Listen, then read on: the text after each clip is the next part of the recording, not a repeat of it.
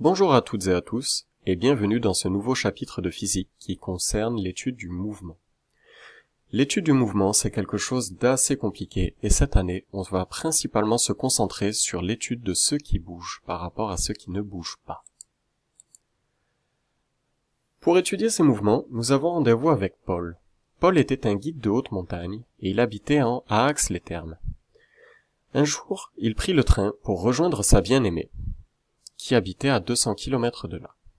Le seul problème, c'est qu'il ne put jamais rejoindre sa bien-aimée.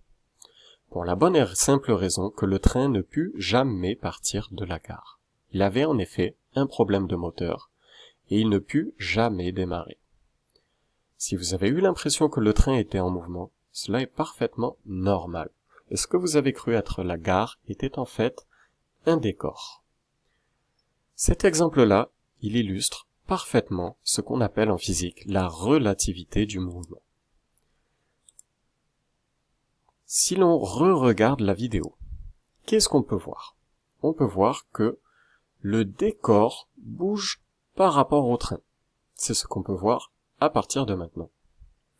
On a aussi la sensation que le train bouge par rapport au décor. Et en fait, ces deux phrases sont exactement équivalentes. Si le décor bouge par rapport au train, alors le train bouge par rapport au décor. On peut voir dans le dernier plan que le décor bouge par rapport à la gare. Effectivement, le train du décor est bien parti de la gare. Mais on peut voir aussi que le train dans lequel est situé Paul est parfaitement immobile par rapport à la gare. Ce qui nous amène au point suivant. Pour étudier un mouvement, il est important de décrire deux choses. La première, c'est le système, c'est ce qu'on étudie. Et la seconde, c'est l'endroit à partir duquel on l'observe. C'est ce qu'on appellera le référentiel.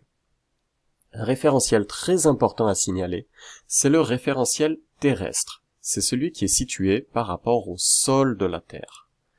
Ici, si je regarde la vidéo, je peux voir que le décor bouge par rapport au train. Si j'ai le système décor et le référentiel train, j'ai effectivement un mouvement. Si à l'inverse, je suis en train d'étudier le mouvement du train par rapport au décor, alors effectivement le train, qui est cette fois-ci mon système, bouge par rapport au décor, qui est mon référentiel. Et pour départager le tout, on va souvent se placer dans le référentiel terrestre. Le référentiel terrestre, c'est tout simplement le sol. C'est si quelqu'un, un caméraman par exemple, posait sa caméra ici, sur le sol. Et s'il posait sa caméra, eh bien, on pourrait voir que le décor bouge par rapport à lui, mais que le train ne bouge pas. Cette année, nous verrons 4 types de trajectoires. On verra les trajectoires immobiles, qui sont les trajectoires d'un système qui ne bouge pas par rapport au référentiel. On verra aussi les trajectoires rectilignes, c'est quand le système se déplace en ligne droite par rapport au référentiel. Les trajectoires circulaires, c'est quand le système décrit des formes de ronds autour du référentiel, pardon. Et enfin, nous verrons les trajectoires quelconques, qui constituent en fait tous les autres types de trajectoires. Alors on va faire un petit exemple ensemble, et on va imaginer un conducteur de bus. Eh bien, si je veux étudier le mouvement d'un conducteur de bus qui roule en ligne droite a priori, alors je peux dire que le système est mon conducteur de bus. Et ce conducteur de bus, si je place un observateur sur le trottoir, donc un observateur sur le référentiel terrestre, eh bien je verrai que ce conducteur de bus a une trajectoire rectiligne, car il se déplace en ligne droite par rapport à mon observateur.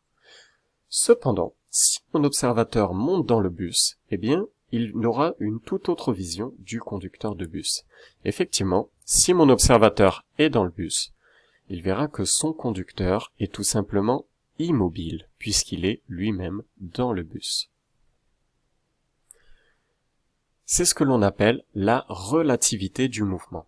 Et c'est quelque chose de très important à comprendre. En fait, le mouvement n'est pas le même selon le lieu à partir duquel on l'observe.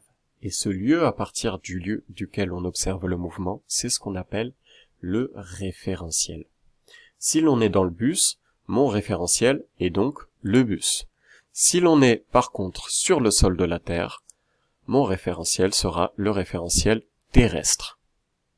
Tout simplement. Alors cette relativité du mouvement, elle marche un peu partout, et elle marche aussi avec vous. Oui, oui, vous qui êtes en train de regarder cette vidéo. Parce que je suppose que vous êtes plutôt immobile en train de m'écouter. Et pendant que vous m'écoutez, en fait, vous avez la sensation d'être immobile. On peut même dire que vous êtes immobile par rapport à la pièce. Tous comme ces cailloux n'ont aucune raison de bouger, puisque les cailloux, jusqu'à preuve du contraire, ne bougent pas. Cependant, si l'on prend un peu de hauteur, on sait très bien que la Terre tourne sur elle-même. Et en fait, au moment où vous regardez cette vidéo, vous êtes tout simplement en train de tourner par rapport à l'espace. Si vous avez la sensation d'être immobile, c'est totalement normal, car par rapport à la pièce où vous êtes, donc au référentiel de la pièce, vous êtes immobile.